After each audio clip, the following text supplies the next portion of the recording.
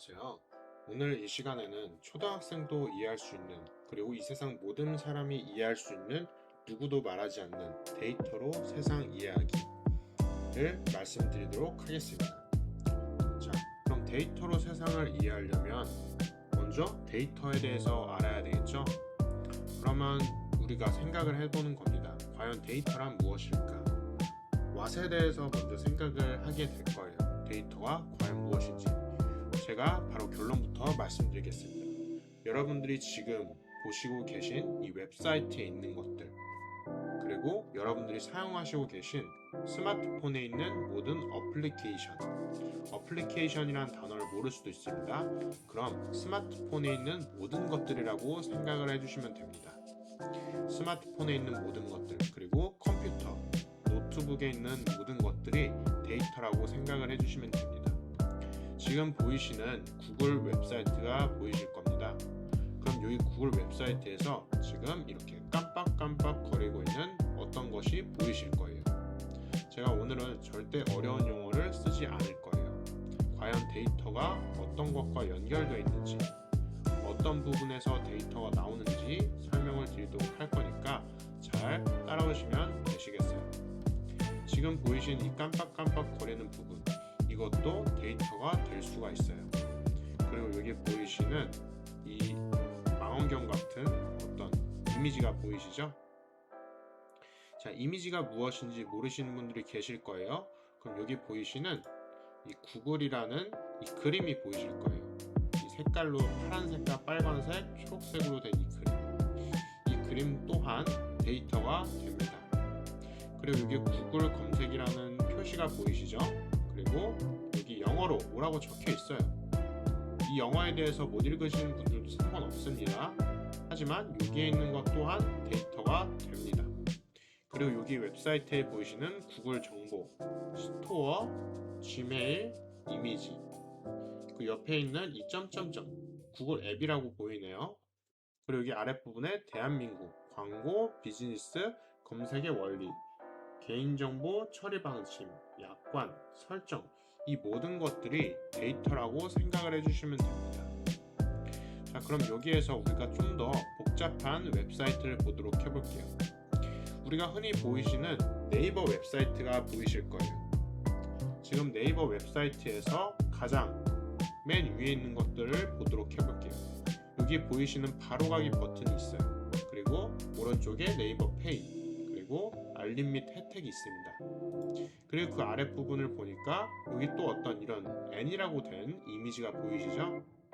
그리고 또 여기에 어떤 망원경 같은 이미지가 보여요. 그리고 그 아랫부분에 차례대로 메일, 카페, 블로그, 쇼핑, 뉴스, 이런 특정 기능들이 존재해요. 자, 기능이라고 하는 건 또 어떤 뜻이냐? 기능이라고 함은 컴퓨터에서 동작하는 어떤 동작을 일컫는다고 보시면 됩니다. 그래서 우리가 여기에서 바로가기 버튼을 클릭하면은 이렇게 특정 화면이 또 이렇게 나오게 됩니다. 이렇게 우리가 어떤 동작을 했을 때, 우리가 어떤 행동을 했을 때 반응을 하는 이런 것들을 모두 컴퓨터에서는 기능이라고 말을 하고 있습니다.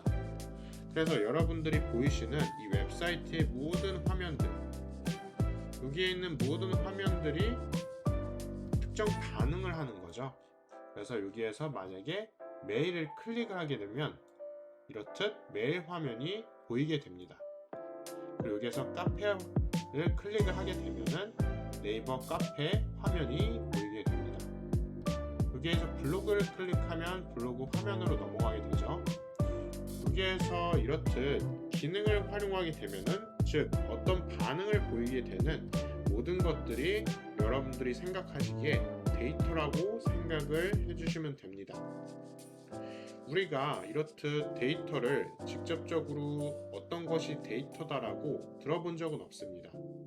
하지만 실제로 여러분들이 사용하고 계시는 스마트폰과 웹사이트에 있는 모든 것들은 데이터로 동작이 되고 데이터가 흐르고 있다.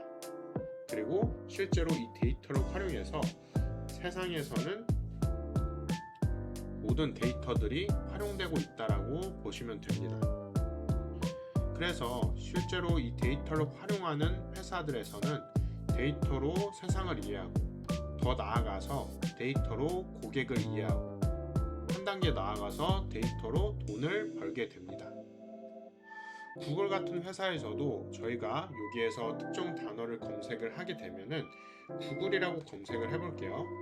구글이라고 검색을 하게 되면은 구글에 대한 이렇게 검색 결과가 이렇게 2억 개 넘게 보이는 걸 확인을 해볼 수가 있어요.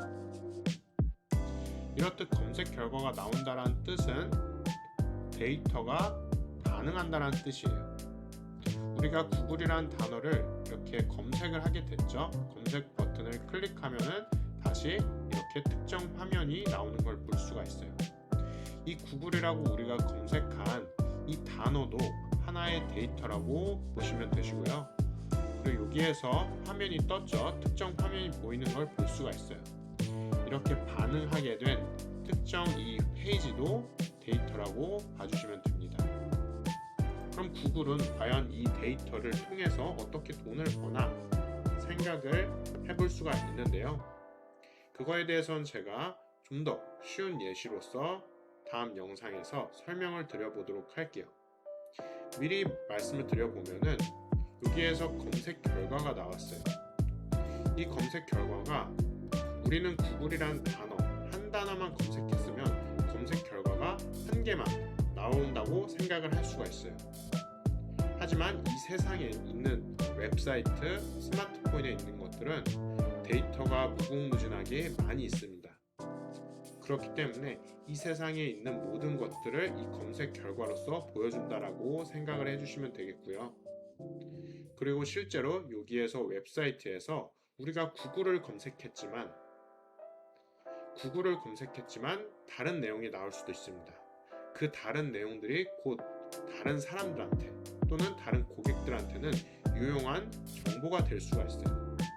그러면 그 다른 고객들이 내가 구글을 검색했지만 또 다른 정보가 나왔을 때 또 다른 고객들은 단순히 구글에 대한 내용이 아니라 그거를 자신한테 유용한 정보로 활용을 할 수가 있습니다. 그렇게 되는 경우에 그 고객들한테, 다른 고객들한테는 돈이 되겠죠.